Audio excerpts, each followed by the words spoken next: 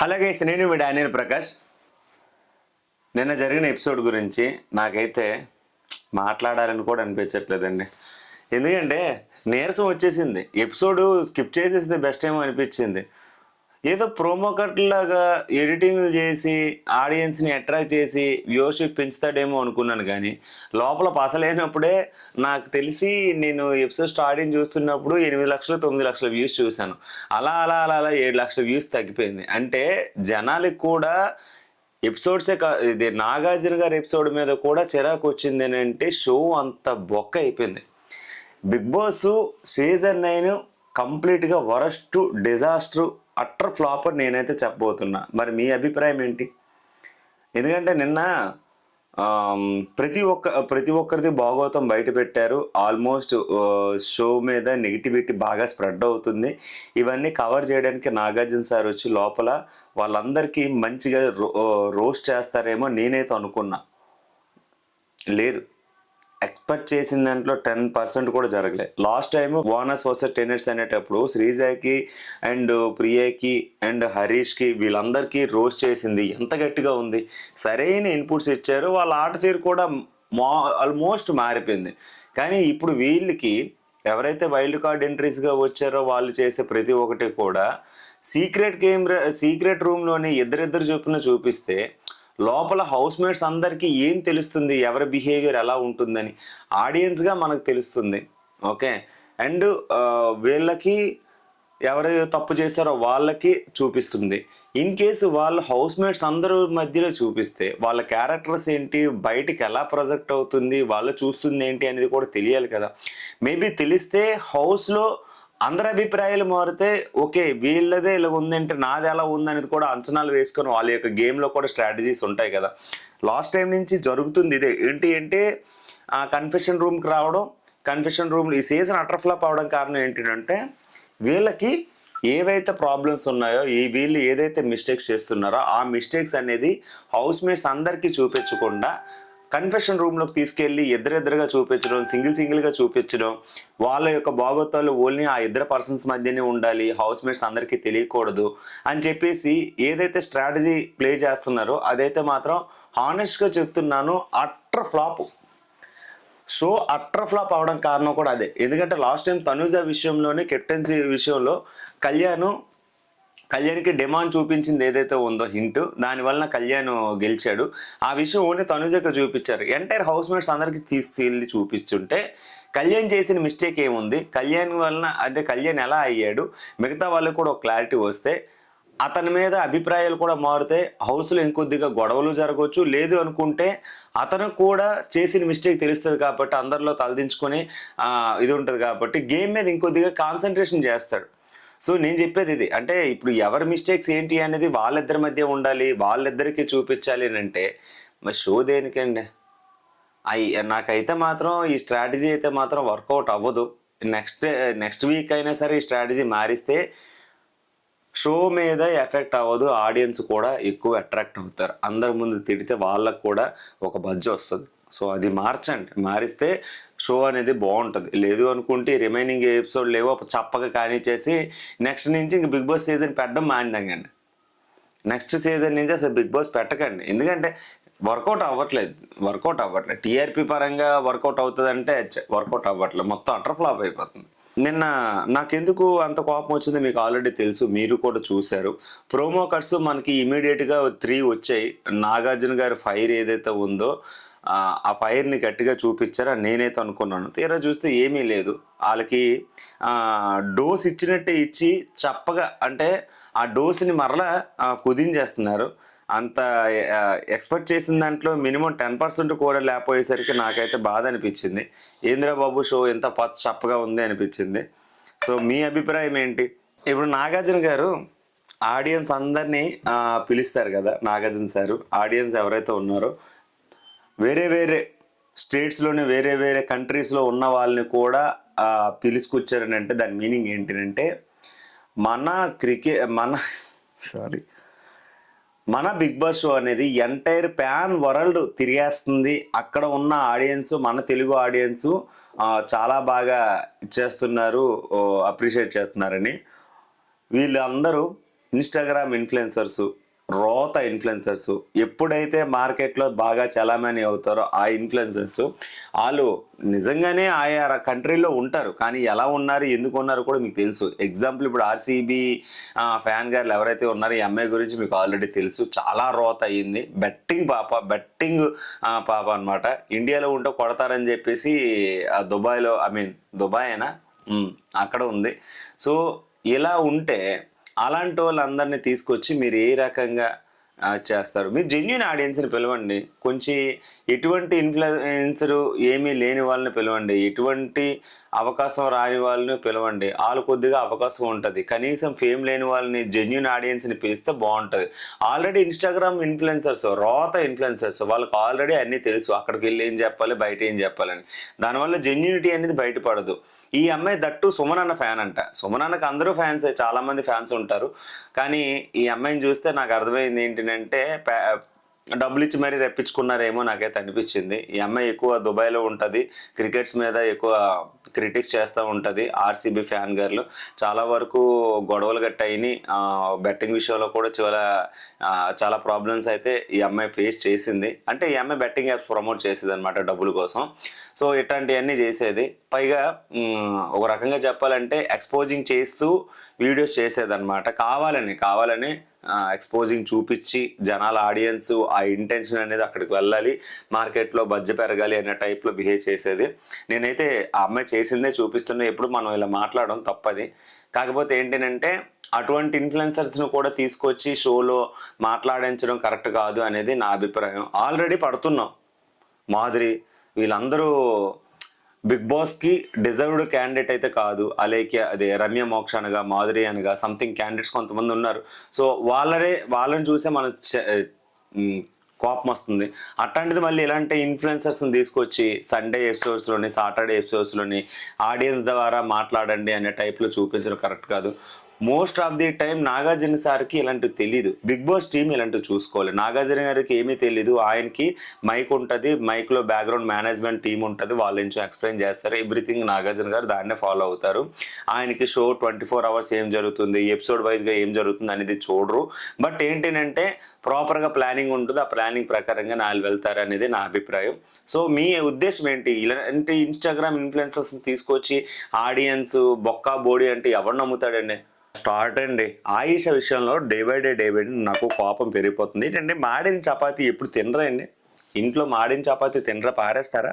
ఇప్పుడు చపాతీ చేస్తే, ఏదైనా చపాతీ చేస్తే ఆల్రెడీ దివ్య చెప్పింది ఆ చపాతీ తీకని నేను పెడతాను మీకు అని. సో దివ్య మీద ఆయిషాకి ఒక రకమైన ఫీలింగ్ ఏర్పడిపోయింది, లైక్ గ్రడ్జ్వే. ఓకే, ఈ విషయంలో ఆ అమ్మాయి ఎవరి మాట వినట్లేదు. ఆ చపాతీ కోసం దివ్య నిఖితతో గొడవ పడింది, మరలా తర్వాత వెళ్ళి సారీ చెప్పింది. కాకపోతే ఏంటంటే మాడని చపాతీ అని చెప్పి నెగిటివ్గా ప్రొజెక్ట్ చేద్దామని ట్రై చేసింది. కాకపోతే ఏంటంటే హౌస్ వాళ్ళ సొంతది కాదు, ఫుడ్ విషయంలో అన్ని గొడవలు వేస్ట్ అని నా అభిప్రాయం. ఫుడ్ అనేది చాలా కొరతగా వస్తుంది. ఫుడ్ విషయంలో గొడవలు వస్తాయి అంటే ఫుడ్ చాలా తక్కువ వస్తుంది. ఎవరికి ఇచ్చింది అది తింటే ఏ గొడవ ఉండదు. ఒక 3 నెలలు అడ్జస్ట్మెంట్ అయిపోతే ప్రతి ఒక్కరు స్లిమ్గా అందంగా బయటికి తయారయ్యి వస్తారు. సో వీళ్ళు దాన్ని యూటిలైజ్ చేసుకోవడం మానేసి తిడుతూ దెంగిలికేయడం, ఇది ఎక్కడ బుద్ధో నాకు అర్థం కావట్లే. తర్వాత ఆయిషా వెళ్ళి సారీ చెప్పింది. ఆ విషయంలో అంటే అమ్మాయికి ఆల్రెడీ కొంతమంది అంటే ఆల్రెడీ చూసి వచ్చింది, హౌస్లో ఉన్న వాళ్ళందరితో మాట్లాడిన తర్వాత అమ్మాయి మీద కొంత ఇన్పుట్స్ అమ్మాయి తీసుకుంది, ఇలా ఉంటుందని. తర్వాత అవన్నీ దృష్టిలో పెట్టుకొని అమ్మాయి వెళ్ళి దివ్య నిఖితకి సారీ చెప్పడం కొంచెం నాకు మంచిగానే అనిపించింది. ఎందుకంటే తప్పు చేసింది ఒప్పుకోవడం చాలా తక్కువ సమయంలోనే, అది కూడా చాలా త్వరగానే ఒప్పుకున్నది కాబట్టి ఆ విషయంలో ఆ అమ్మాయి యాక్సెప్ట్ చేసింది. కొంచెం మెచ్యూర్డ్గా నాకైతే అనిపించింది. ఎందుకంటే ఈ విషయంలో ఎవరు కూడా అది ల్యాగ్ చేస్తారు. ఆల్రెడీ మనం ముందు ఎపిసోడ్స్లో కొంతమందిని చూసాము, వాళ్ళు వెళ్ళిపోయారు, అవుట్ ఆఫ్ ది హౌస్లో ఉన్నారు.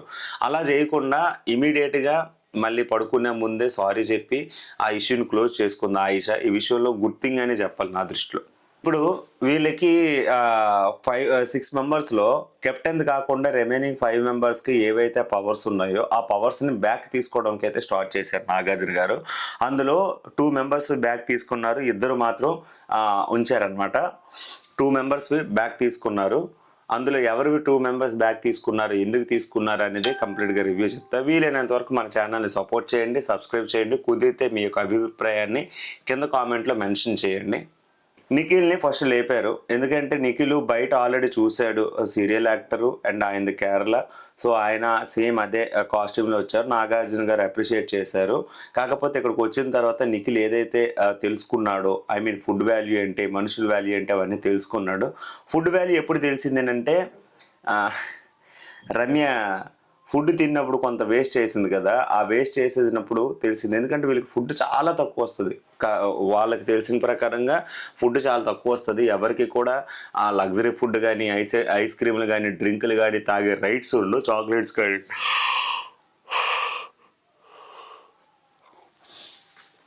చిల్లరతీళ్ళని మనం అంటాం, వాళ్ళ దృష్టిలో అది లగ్జరీ ఫుడ్.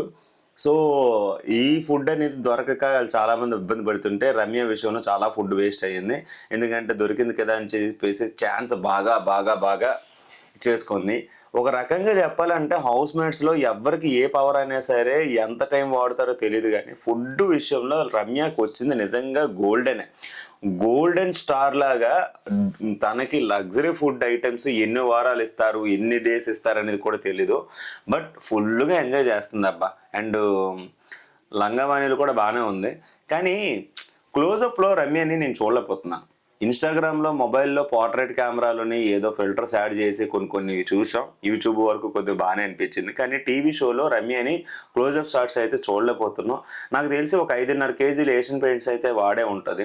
సో అందుకే అంత బాగా కనబడుతుందేమో. లేదు అనుకుంటే ఒప్పో వివో ఫోన్స్ ఏమైనా వాడితే ఆ ఫిల్టర్స్ గట్రా యాడ్ అవుతాయి కాబట్టి ఇన్స్టాగ్రామ్లో ఉండొచ్చు. ఏదైనా సరే అమ్మాయి బాగానే ఉంది, మేకప్ వేస్తే బాగుంటుంది, మేకప్ వేయకపోతే ఇంకా బాగుంటుంది, ఆ విషయం మీకు కూడా తెలుసు. తర్వాత కెప్టెన్స్ ఇద్దరిని అప్రిషియేట్ చేశారు. గౌరవ్ అండ్ సుమన్ శెట్టి అని అప్రిషియేట్ చేయకపోతే బాగోదు. ఎందుకంటే వచ్చిన ప్రతి ఒక్కరు కూడా వాళ్ళ యొక్క కెప్టెన్ రూమ్ని వాళ్ళ వరకే వాడుకుంటున్నారు. తర్వాత ఎప్పుడైతే వైల్డ్ కార్డ్ ఎంట్రీస్ అయితే వచ్చారో అయితే కళ్యాణ్ నుంచేమో ఒక ముగ్గురికి ఆ బెడ్ని షేర్ చేసి తన రూమ్ని ఎప్పుడైతే షేర్ చేశాడో, ఈ గౌరవ్ అండ్ సుమన్ శెట్టి ఇద్దరు ఒక డెసిషన్కి వచ్చి ఆ రూమ్ని డైరెక్ట్గా ఆ లేడీస్కి అయితే అంకితం చేశారు పడుకోవడానికి. ఎందుకంటే ఎవరైతే లేడీస్ ఉన్నారో ఒక 3 మెంబర్స్కి 4 మెంబర్స్కి ఆ బెడ్ అనేది వాళ్ళకి ఇచ్చేసి వాళ్ళు బయట పడుకుంటాం అని చెప్పేసి అన్నారు. అది నిజంగా గుర్తింగానే చెప్పలేదు. కెప్టెన్ అయ్యాము లగ్జరీగా గడపాలని కాకుండా హౌస్ని ఒక క్రమ పద్ధతిలో ఉంచాలి అనేది వాళ్ళిద్దరు థాట్ ప్రాసెస్ బాగుంది. అండ్ గౌరవ్ విషయంలో నాకు అనిపించింది ఏంటంటే గౌరవ్ వచ్చిన కాడి నుంచి సంథింగ్ ఒక గుడ్ వైబ్ వస్తుంది, ఆడియన్స్ అందరికీ కూడా గుడ్ వైబ్ వస్తుంది. ఎక్కడ కూడా నెగిటివిటీ కనబడట్లేదు, చాలా బాగా ఆడుతున్నాడు. తెలుగు రాకపోయినా సరే తెలుగుని అర్థం చేసుకొని కూడా ఆడుతున్నాడు, తెలుగు మాట్లాడడానికి ప్రయత్నిస్తున్నాడు. మళ్ళీ అంటే మనం షో రకంగా చెప్పాలంటే ఇది మన తెలుగు షో, మన తెలుగులో ఉండాలి అని అనుకోవడం కంటే ఎవరున్నా సరే షో అనేది ఎంటర్టైన్మెంట్గా నడవాలి, అది బాగుండాలి. షో అనేది ఎంటర్టైన్మెంట్గా నడవాలి. ఇప్పుడు తెలుగుడికి వచ్చినా ఇండియా ఎవరికి వచ్చినా సరే ఇదేమి వరల్డ్ కప్ లేకపోతే నోబెల్ ప్రైజ్ గట్ట కాదు, మనకే రావాలి మనకేది రావాలని. షో ఎంటర్టైన్మెంట్ లాగే చూడాలి, అంతవరకే మనం చూడాలి, అంతకు మించి ఎక్స్ట్రీమ్ వెళ్ళకూడదు. దువ్వాడ మాధురి విషయంలో దువ్వాడ మాధురికి సంజన గారి ఫ్రెండ్, ఓకే.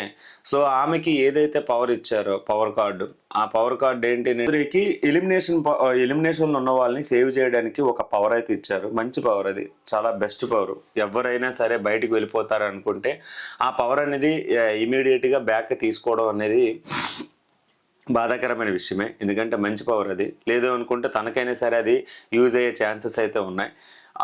సో ఇప్పుడు దువ్వాడ మాదిరికి ఆ పవర్ రావడం వలన ఇది ఎలా అయ్యింది అంటే ఓన్లీ సంజన గారే ఆమె విషయంలో గుడ్గా అనిపించారు. ఎందుకంటే అన్ని విషయాల్లో ఆమెతో ఫ్రెండ్షిప్, ఈ బాండింగ్ ఏదైతే ఉందో వీళ్ళిద్దరిని బాగా మోస్తుంది అనే ఫీలింగ్ తనకైతే అనిపిస్తుంది. ఒకటి ఇమ్మానియల్, తర్వాత మాధురి, ఇందాక మొన్న అది చెప్పింది కదా ఈమెతోటి.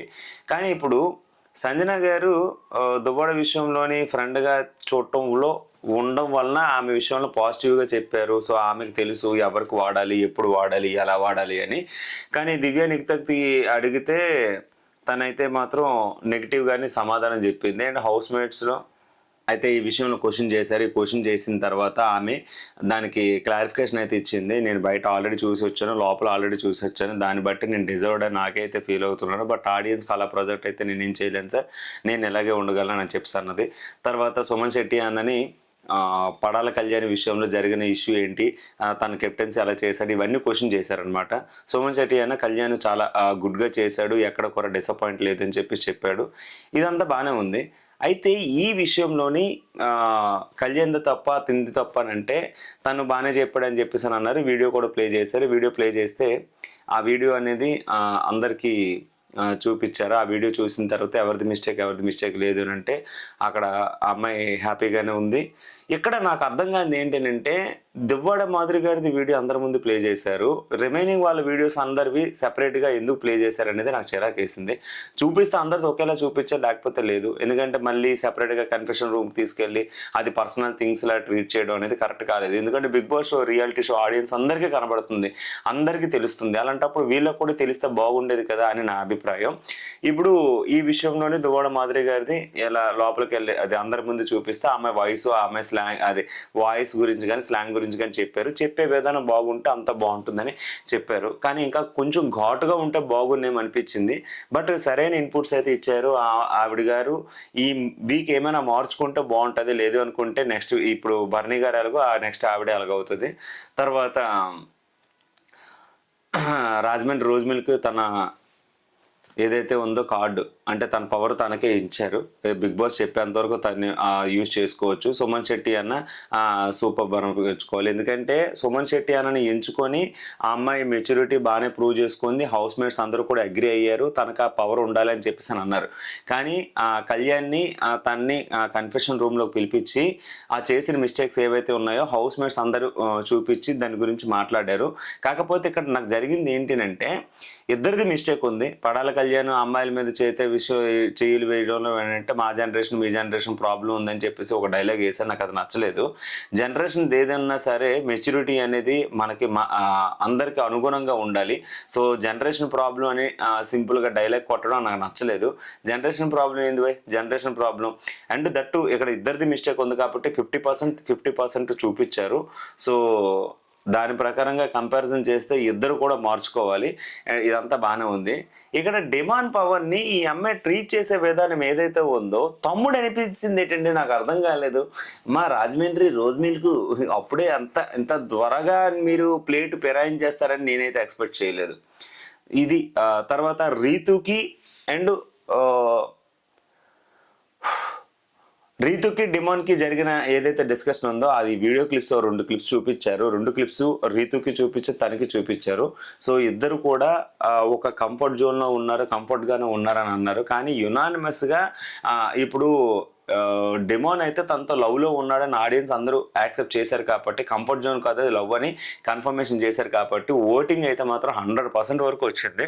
సో ఇది బయట ఆడియన్స్ ద్వారా వీళ్ళకి కనిపిస్తుంది. ఇప్పుడు వీళ్ళందరూ హౌస్లో గేమ్ మారే అవకాశం అయితే కనిపిస్తుంది. సో మీ అభిప్రాయం ఏంటి అంటే నాకైతే మాత్రం నిన్న జరిగిన ఎపిసోడు వాళ్ళకి ఇచ్చే ఇన్పుట్స్ ఏవైతే ఉన్నాయో అన్ని రకాలుగా చూపిస్తే ప్రతి ఒక్కదాని తనూజ విషయంలో తనూజ గారికి ఏదైతే గేమ్ చూపించారో అవన్నీ బాగానే జరిగాయి. అండ్ ఆ చేతులు రుద్దుకోవడాలు ఆటల విషయాల్లోని తనూజ గారు కూడా క్లారిటీ ఇచ్చారు. తను నాకు ఇచ్చిన క్లారిటీలో తనకి క్రష్ ఫీలింగ్ సంథింగ్ ఏదైతే చెప్పారో ఆ కంఫర్ట్ వరకే నేను మాట్లాడుతున్నా. కానీ మా మీద మాకు ఎటువంటి అభిప్రాయం లేదంటే ఆడియన్స్ అందరూ కూడా పాజిటివ్గానే రియాక్ట్ అయ్యారు కాబట్టి నాగార్జున సార్ కూడా దాని గురించి ఎక్కువ అనలేదు. కాకపోతే ఇక్కడ తనూజకి ఆల్రెడీ ఒకసారి ఒక వీడియో ఇప్పుడు 2వ వీడియో కూడా చూపించారు కాబట్టి వైల్డ్ కార్డు వచ్చిన వాళ్ళు బయట ఏం చూసారో లోపల ఏం అర్థమైందో తనూజకి ఇప్పుడు అర్థమై ఉండాలి. సో మేబీ ఈ బాండింగ్స్ అన్ని పక్కన పెడితే ఆమె గేమ్ సూపర్గా ఉంటుంది, అది నా అభిప్రాయం.